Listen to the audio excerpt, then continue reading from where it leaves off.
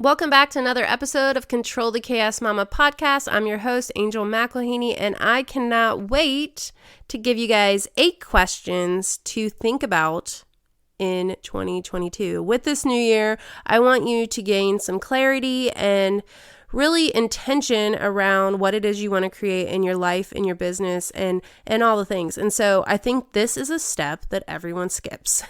It's not as glamorous or quick acting, I feel like, as a lot of the other things that are outwardly easier, to buy the thing. And am I the only one that you buy something and it's almost like you think that you completed it? So it's almost like done because after you clicked buy. Sometimes I forget to even download the thing or read the thing, but it's like, I want this change to happen so quick that wouldn't that be cool? You just buy a book and it downloads to your brain. Anyway, I digress. So let's get into it. I hope that these questions are helpful for you, and I hope it helps you to know or to lean into the things that really matter as far as your values and what you want to create out in the world.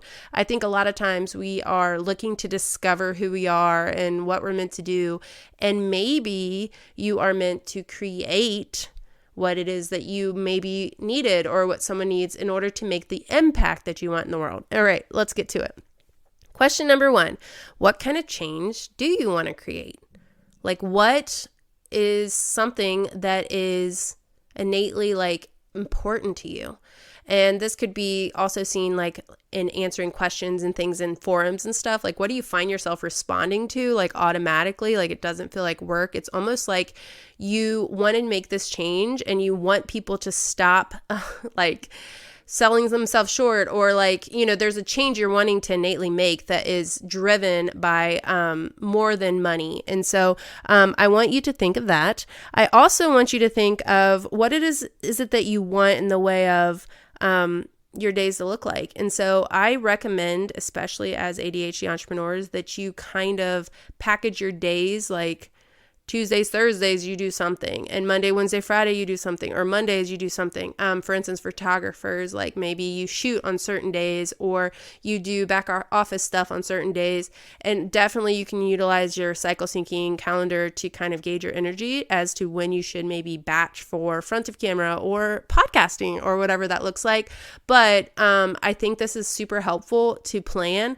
Remember to times 3 that plan so that you'll actually have some success at it. But I think it's looking at our energy and then keeping the momentum going. That momentum part is huge for that. And so thinking about what you would want, I don't want to say an ideal day, but just looking at what you would want the week to look like, or what it is that you would want to be able to do. And definitely think about going back and forth when it comes to the energy, because I don't know about you, but I can be somewhat of a marathoner to where I dive into something and I just don't want to stop. It's almost like I forget to eat and drink when I'm in this hyper focus phase. And so not necessarily that, but that you move through the day, if that makes sense.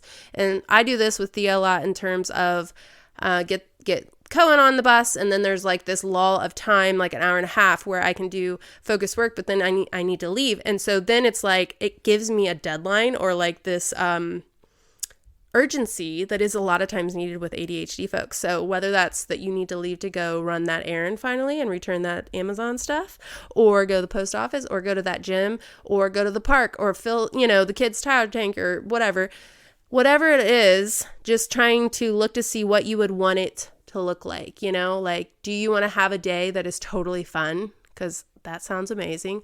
Okay, there's some urgency for you. If I get all my stuff done that I'm having gauged expectations on throughout the week, then that last day, I'm planning fun. Now, obviously, if you don't get to your core non-negotiables, then maybe you don't get that reward, but it's almost a built-in celebration and reward. And you created this business for a reason, so you might as well, and shoot, it's your life. Even if you don't have a business and you're a mom, don't you want to have a day maybe where you can go and actually enjoy your kids and not be cleaning all the time?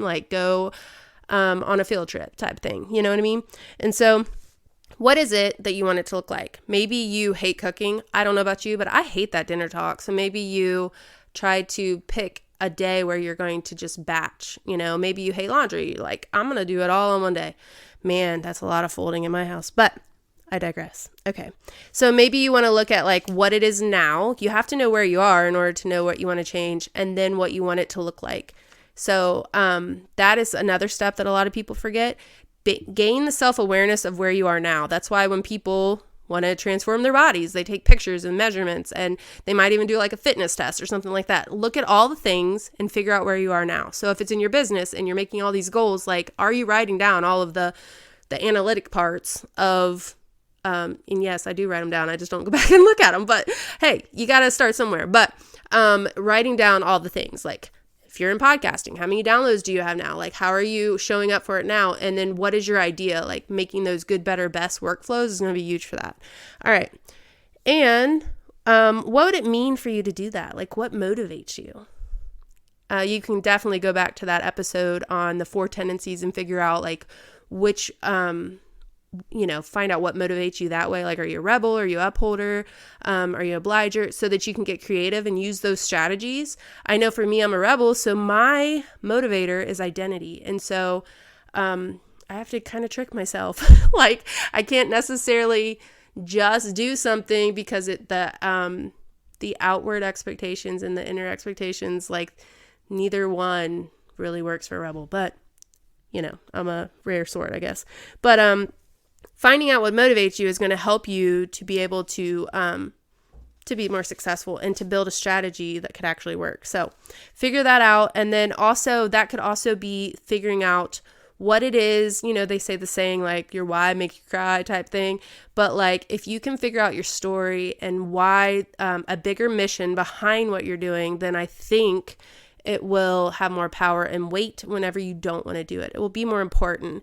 And so, for instance, with me, with my boudoir business, I know I've mentioned this several times. I probably will repeat myself a lot on this show, guys. I'm sorry.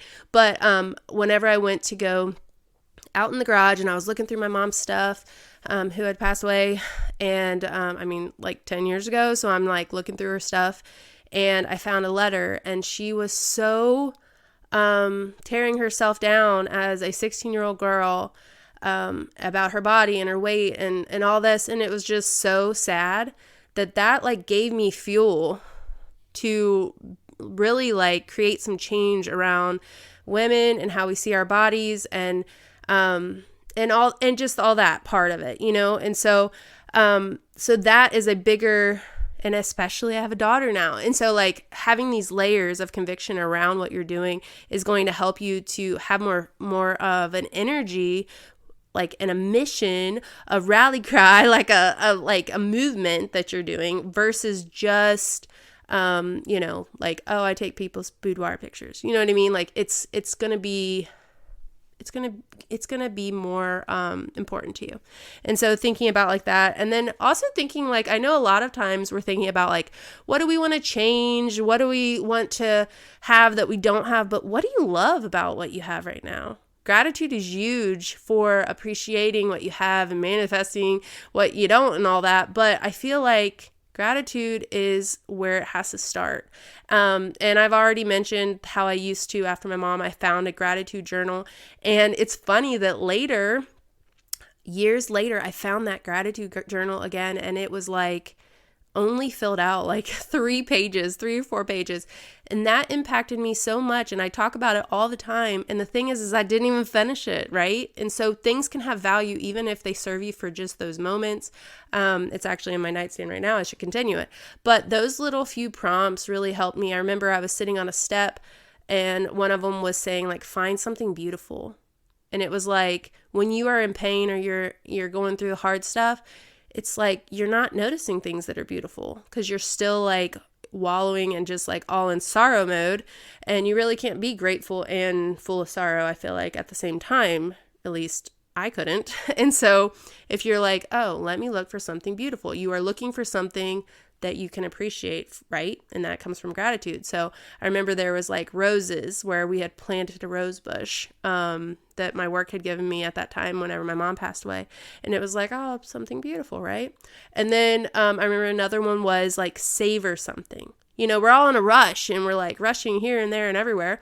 And so like, when was the last time you like savored something, like actually tasted it and, like I mean, I get it. I got 4 kids.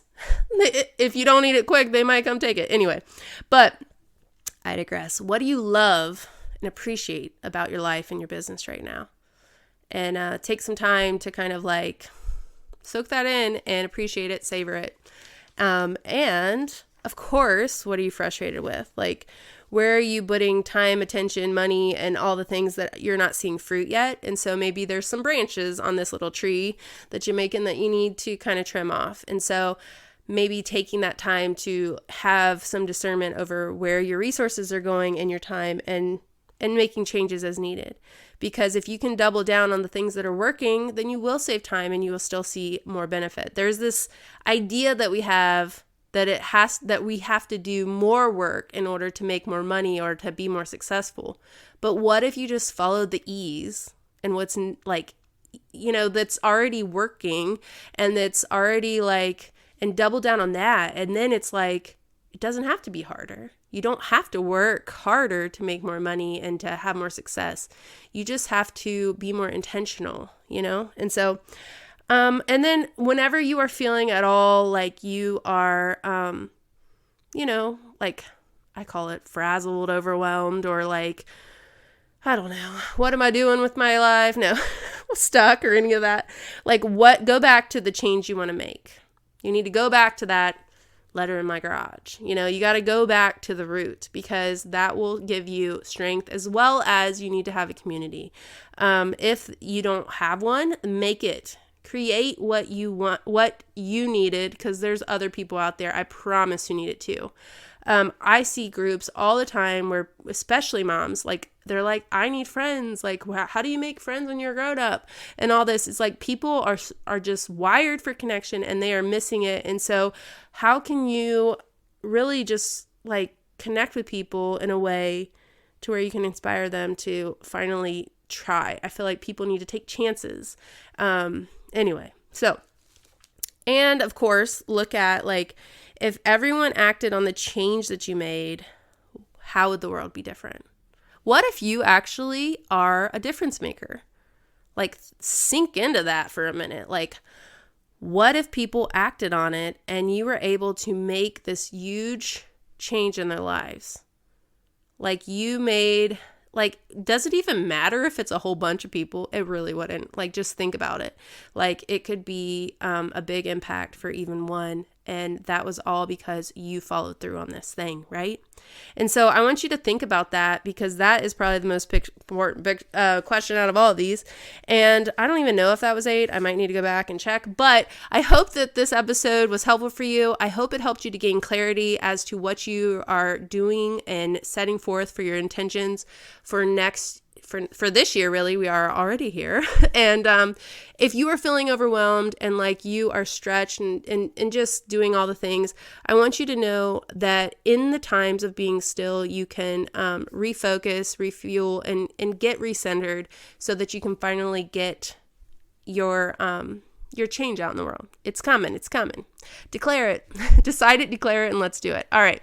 If you found value in today's show, screenshot this, share it with a friend. Definitely, if you haven't already, leave me a rating review. That is how my show gets pushed out to more people, and it helps so much. I really appreciate it. And let's connect over on IG, angel.mcilhaney, or Control the Chaos Mama Podcast. I'm wishing you joy and abundance. Angel.